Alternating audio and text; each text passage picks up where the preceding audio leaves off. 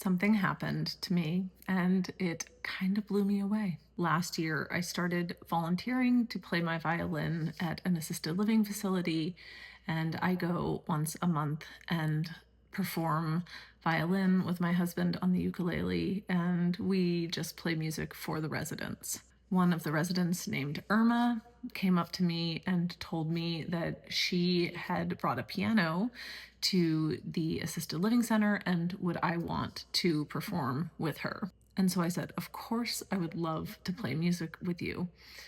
We had never played together before, and this is what happened.